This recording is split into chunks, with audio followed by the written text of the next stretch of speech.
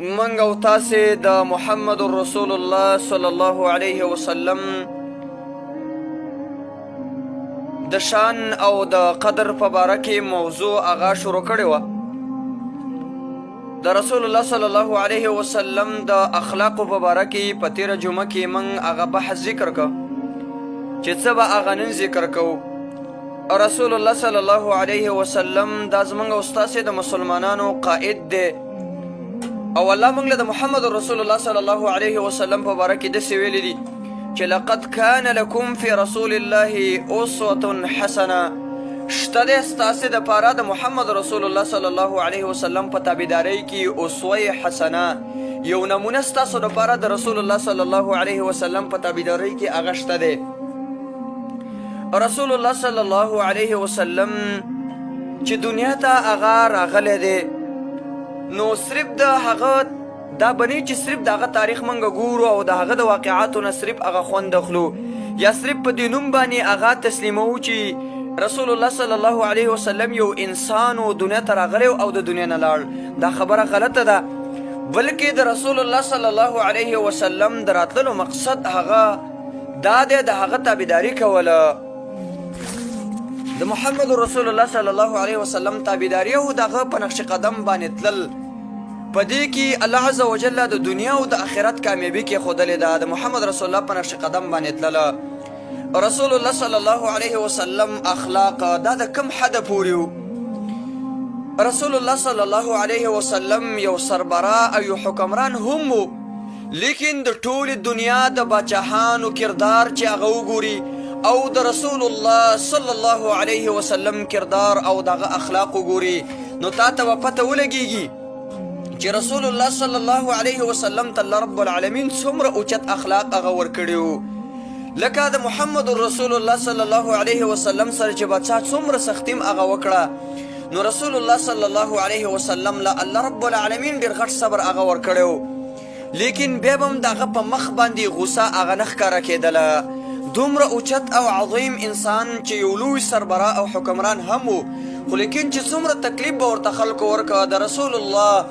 صلی الله علیه وسلم په مخ باندې به بیا هم غوسه هغه نه ښکاره کېدله. صحیح حدیث د بخاري کې راغلی دی. انس بن مالک رضی الله عنه وی كنت امشي مع النبي صلى الله عليه وسلم وعليه برد نجراني غليظ الحاشيه. انس بن مالک وی زه د نبی صلی الله علیه وسلم سره مې مزل کو. كنت امشي مع النبي صلی الله علیه وسلم وی ما مزل کو د نبی صلی الله علیه وسلم سره وعليه برد نجراني او په نبی صلی الله علیه وسلم باندې یو نجرانی څادر هغه پروتو غلیظ الحاشیه چې دا څادر د کلکو طرفونو والا او درې څادر چې دا کم طرفونه او دا ډېر کلکو. په حضرته اعرابي نبی صلی الله علیه وسلم یو اعرابي چې کوم دی هغه رالاندې کو. چې کله رالاندې کو او اعرابي ورسره میلاو شو نو فجذبه جذبة شدیدة نبی کریم صلی الله علیه وسلم د څادر نه راونیولو او نبی صلی الله علیه وسلم یې داسې راوښکلو او د څادر له هغه زور ورکه په سخ راښکلو سره. انس بن مالک وی حتی تر دې پورې نظرت الى صفحة عاتق النبي صلی الله علیه وسلم چې ما د نبی کریم صلی الله علیه وسلم دیولو ته هغه وکتلې او نظر مې ورته وکړه نو قد اثرت به حاشیة الرداء. د نبی صلی الله علیه وسلم په دې بدن مبارک باندې د څادر چې کوم د رسیلي کې هغه سازې کړې وې د څادر سخ راوښکلو د اعرابي او د بانډچي نو دغې راښکلو د نبی صلی الله علیه وسلم په دیولو کې هغه چې کوم د اثر یې کړی و اثر قد اثرت به حاشیة الرداء د څادر د څاقونو راښکلو د نبی صلی الله علیه وسلم په دې بدن باندې چې کوم د یو اثر هغه کړی و من شدت جذبتي د وجې دغه سخ راښکلو نه چې دې اعرابي د نبی صلی الله علیه وسلم یې د څادر نه راونیو او راویښ کړو نو دغه یو اثر کړی و. او تاسو ګورئ بیا دا بانډچي نبی صلی الله علیه وسلم ته وی مر لی من مال الله الذي عندك وی یا رسول الله هغه مال د رب العالمین چې تا سره دی وی د هغې په باره کې زما دپاره د ملګرو له څه حکم وکړه چې ماله ته یو څه هغه راکړي. تاسو ګورئ که دومره سختی چیرته زمونږ سره یو انسان کړی وی یا زمونږ د یو حکمران د دې زمانې د یو حکمران سره چا دومره سختی هغه کړی وی او بیا ورته داسې خبره کړې وی د دغه حکمران د طرف نه او زمونږ او ستاسې د طرف نه به دغې کس ته هغه څنګه جواب هغه میلاوېدلی لیکن رسول الله صلی الله علیه وسلم چې لوی سربرا او حکمران اوچت اخلاقو ته الله رب العالمین هغه ورکړي نبی کریم صلی الله علیه وسلم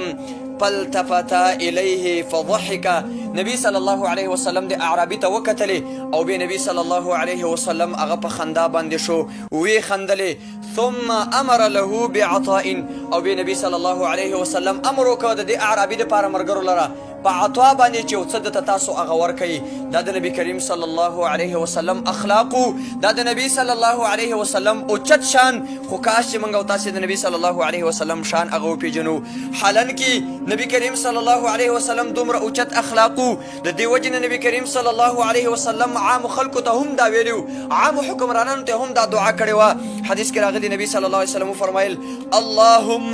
من ولي من امر امتي شيئا فشق عليهم فاشقق به یا الله څوک چې مشر او والی شه زما د امت په کارونو کې زما د امت د کارونو په یو کار باندې څوک هغه مشر شو او رهبر شو او فشق عليهم او بیا په دغه رعیت باندې چې کوم دی هغه سختي وکړه او یا سختي ورسره کوي نو یا الله فاشقق به یا الله ته دې سړي سره چې کوم دی هغه سختي وکړه